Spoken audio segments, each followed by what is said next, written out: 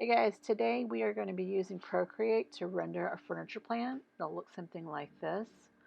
You'll need Procreate, an iPad, and an Apple Pencil.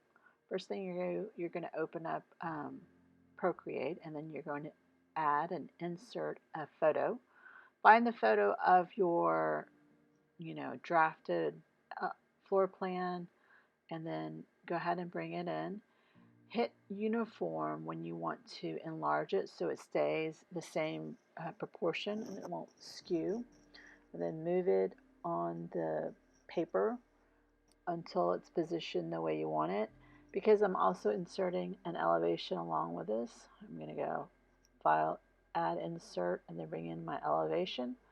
And then I'm going to move it above the floor plan.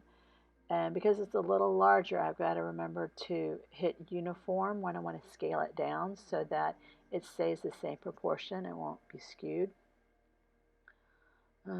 It's not quite right, so I'm going to try to line up the squares. I'm going to hit that arrow button, move it, and then hit, that was a mistake, hit uniform, and then use the corner button and then scale it down so the squares are lined up, so that when I keep this on the same page, it will still look like it matches. Okay, so that's good. So I'll click that again, and that's going to be my base underneath my drawing. I'm going to create another layer with a plus sign, and next thing we're going to do is we're going to add a layer, and we're going to choose a pen. I use the technical pen, and then I make sure that it's black, and I'm going to enlarge it because this is for the wall, so I want it to be have thicker lines. And so I'm going to go start from one end, and then I'm going to hold it to the other, and it straightens it up by itself, so you don't have to have like a shaky hand. It'll give you a nice straight line. If you hold, it'll snap to a straight line. So you just have to hold it for a few seconds, and then it snaps to be a straight line. So it doesn't have like your natural shaky hand. So you're going to snap it and hold, snap it and hold. You're going to do this for your the exterior walls, from corner to corner. Snap it and hold, snap it and hold.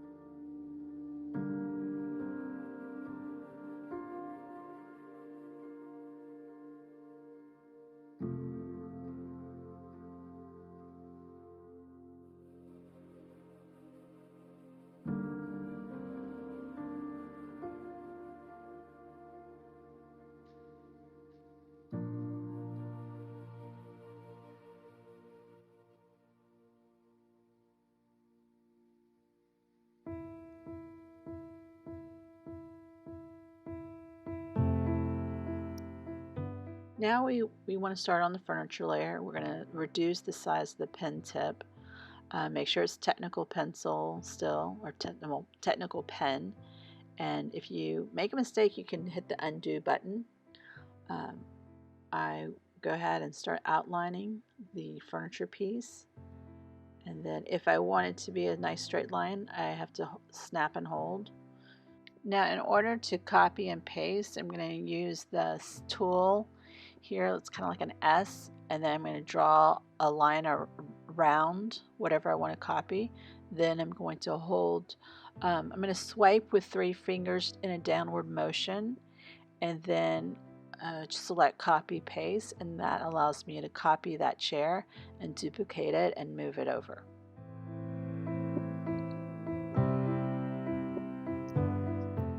Now if I want to name a layer, I'm just going to click on the name, and then it allows me to type in the name that I want to call it. This is going to be line drawing. This is the overlay that I'm using.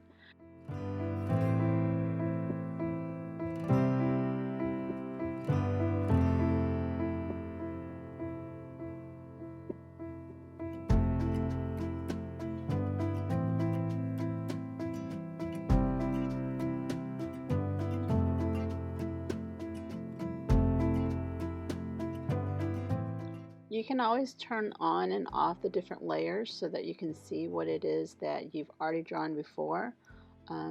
That's just the on and off button, this little check mark. You can see your progress, and then you're gonna keep going.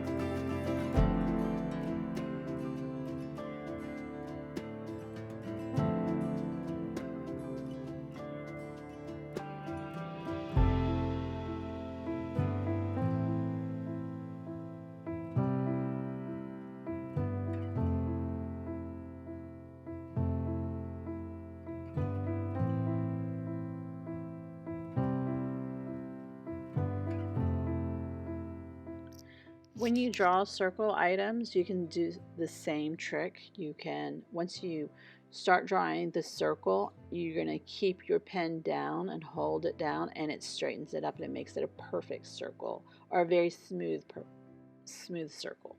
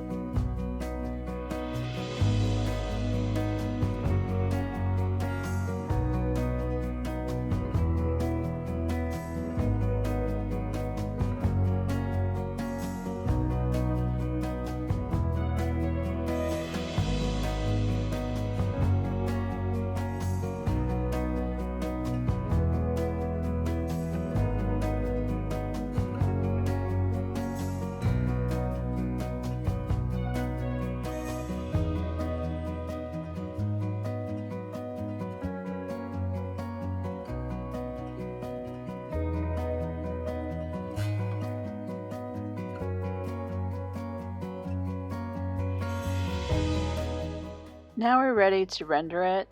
So what you're going to do is underneath the line drawing, you're going to add a layer. Well, this one I have to rename it because I've merged some things somehow. I'm going to rename this line drawing.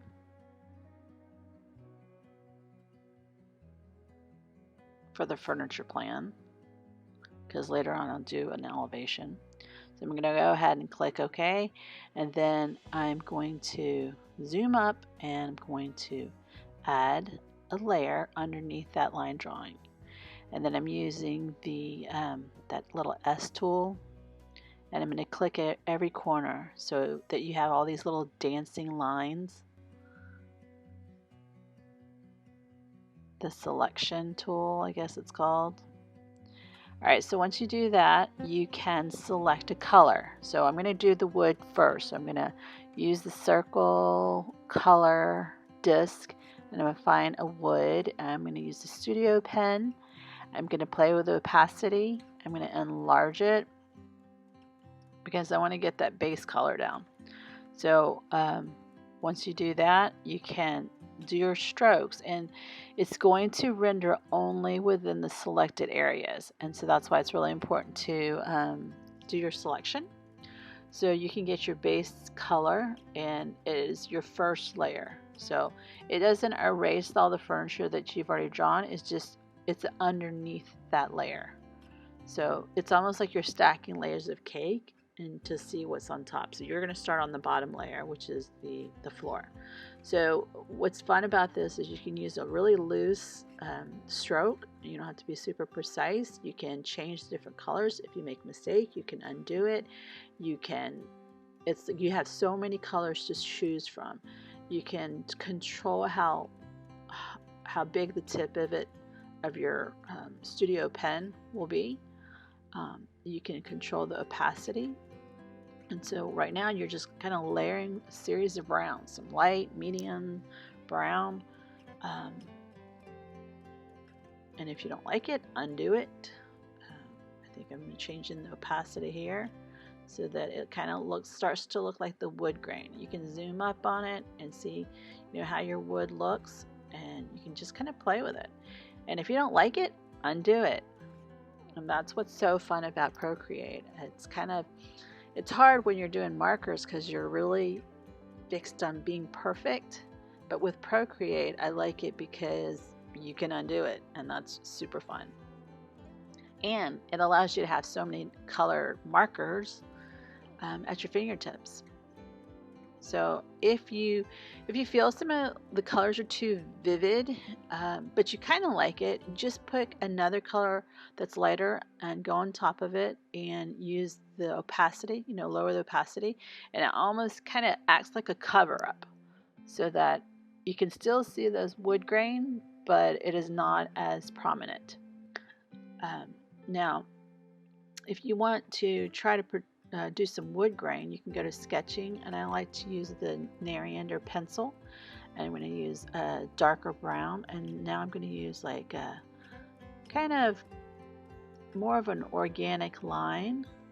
Make sure your pencil tip is smaller so it gives it a little bit of an interest, the wood graining, and I don't do it everywhere, but I do it ever so often just so that it has a sense of texture.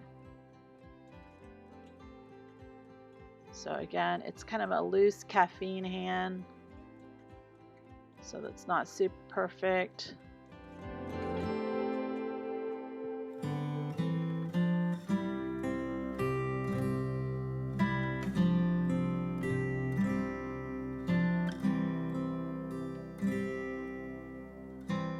Then I'm going to do some plank marks.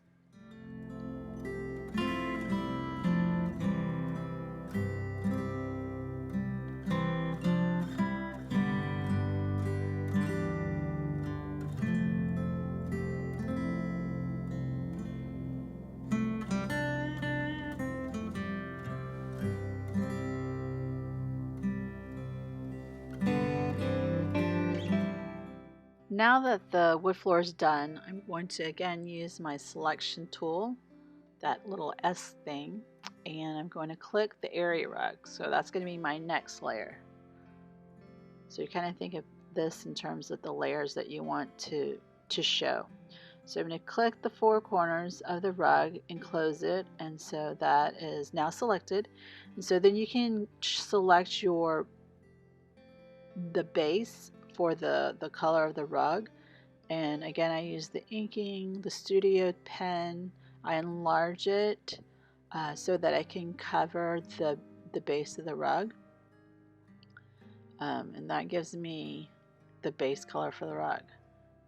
So that way you can see the difference between the bottom coat of the wood floor and the top coat of the base rug. So once that's done, then you can start playing with the different colors on your rug. You can play within the family. You can reduce the size. You can lower the opacity. And it depends on what kind of pattern you have. With this one, I think I'm giving it some kind of strokes, some vertical strokes to kind of figure if I want to do a vertical pattern before I decide on doing something with a border. So I'm doing a border line as my this is my rough draft. And again, what's so fun about Procreate is if you make a mistake, you can undo it. So I have like an overall pattern. It's pretty loose because it's kind of one of those worn out rugs. So I'm changing the color and kind of giving the footprint of where my border is going to be and my interior border here. And then I'm going to play with using the artistic wet gouache brush. So it's a little fatter and it gives you more of a loose stroke.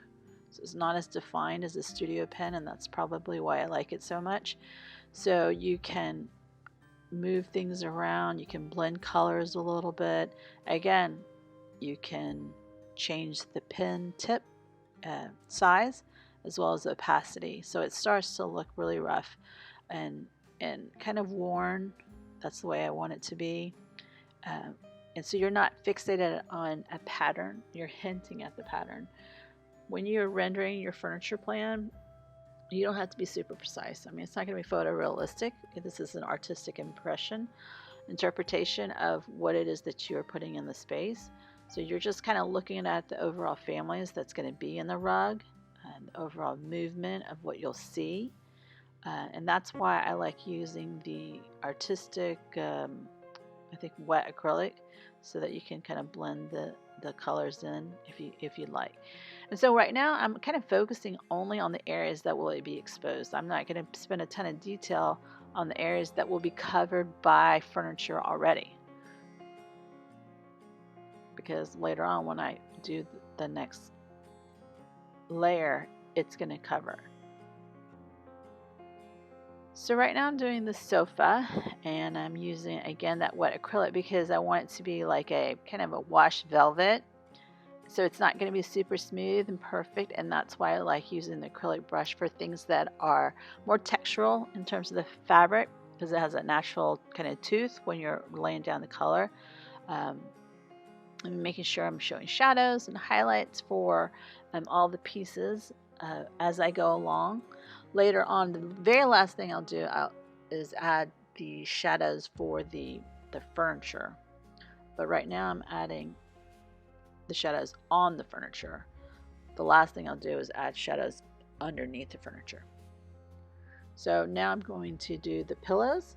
I'm going to do the pillows, and that way I can play with the patterns. And it's all selected.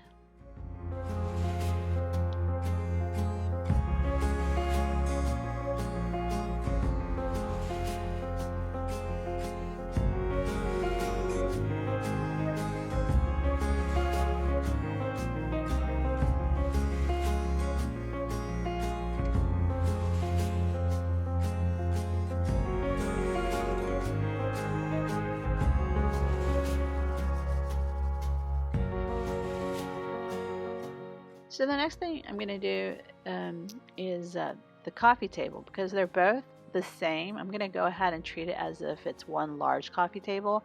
And then I'll just kind of erase in the middle rendering after. I'm going to give it a base color. This again is Studio, and then I'm going to use the Artistic to give it some texture and maybe some like different sponges. You can just play with the different tips. These are all free that come within the pack, and I just play with it to see what kind of texture I get, and because this is supposed to be kind of like a rough stone appearance. This next chair is supposed to be like a cream or tan velvet. I forgot to draw in the pillow, so I go ahead and use a little bit of a darker gray to give it a darker line there, and then hard line where the pillow edge will be. And I'm going to render this one time and do the arms, and then I'll copy and paste it over. So that way I'm not doing the same thing twice. So that's another really good thing about Procreate, is you're not having to do so many. You can just copy and paste. When you want to pick up the color, if you have an oopsie doopsie, you can just hold your finger down and it prompts you to have the same color. It's a color picking tool. So there's my 2 chairs for the price of 1 effort. Now I'm going to start this lounge. So I'm going to go around on that. Start off with brown, but I don't like it, so I'm going to go ahead and go with tan or even a cream. So that's again super cool. You started out with a dark color, but you end up with a light color. Here I'm trying to give it more of a linen look or more of a basket weave texture, and you're getting some darker areas, some lighter areas, some highlights, and I'm doing the same thing with my tabletop. Going to start with a darker area, and I'm trying to make it look like one of those old copper tops, so it's kind of irregular. Maybe use some snow to give it some texture. So yeah, definitely go through your library of goods so that you can see what kind of texture you can achieve. So here's the table. I'm going to do the table one time, and then I'll duplicate it and put it for the next one.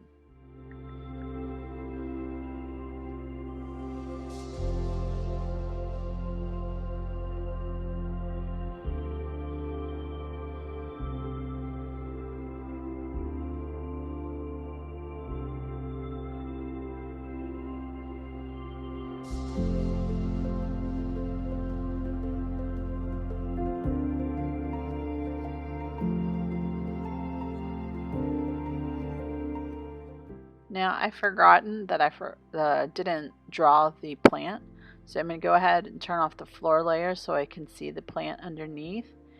I'm going to draw the planter base and the leaves, and then I go ahead and erase the layer that has the flooring on it.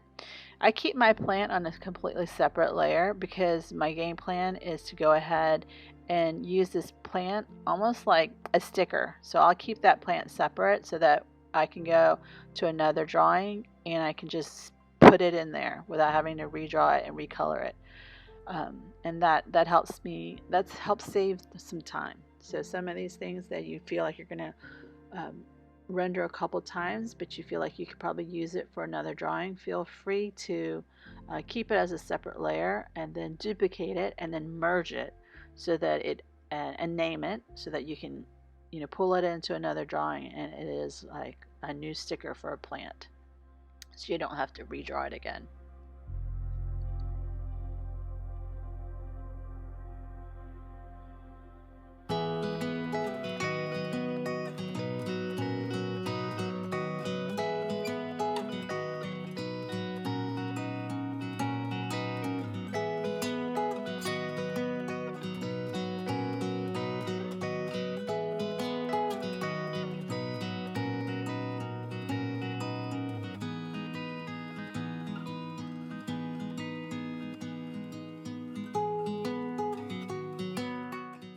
So the next thing we're going to do is establish some shadows, because right now it's pretty flat. Even though we've gotten some shadows on the furniture piece itself, we're going to add furniture shadows below the furniture. So what you're going to do is above the layer that you want to create the shadow on, you're going to add a layer, and then you're going to use click on it and select clipping mask. And that means that when you're on that layer, you can draw within there and it won't get to anything else. So I use the airbrush tool to do some shadows, and the reason I like to use it on a separate layer rather than directly on my wood floor is that way I can play with the opacity of my shadows. So if I'm putting this down and I want it to be darker or lighter, I can change that. So here I'm going to add some shadows to the pockets around the plant, and then I might enlarge the size and then play with opacity. And I'm hitting shadows in the corner of the room and maybe the reveal between the windows. Now, if it's too dramatic, you can hit that end button and then play with a sliding scale. And that allows you to control how dark you want your shadow. So you can go up, you can go down. And now, after I did the wood floor, now I'm on the layer right above the rug. I've added a layer, I've done the clipping mask, and now I can draw on top of the rug without affecting the design of the rug. So that's why I like to use the clipping mask. It's like the layer right above the rug, and it allows you again play with how dark you want the shadows, how crisp you want the shadows. So that's how I approach all the items that are on this layer. So this is the majority of the furniture. So you can play with it. I like to kind of use the family within whatever the floor is. This is using like a gray that I found within the rug, and I'm just using a darker version of that gray. So a little bit more here, a little bit more here, and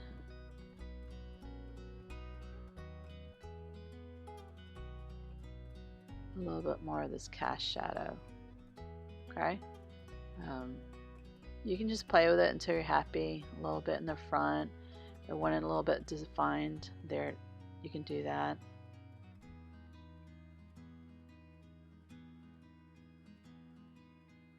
And play with how bright it is. Lower it.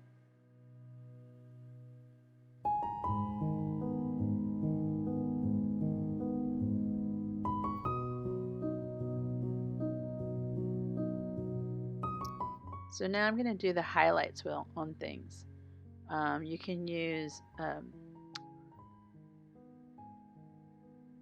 the airbrush tool if you want a subtle highlight of things.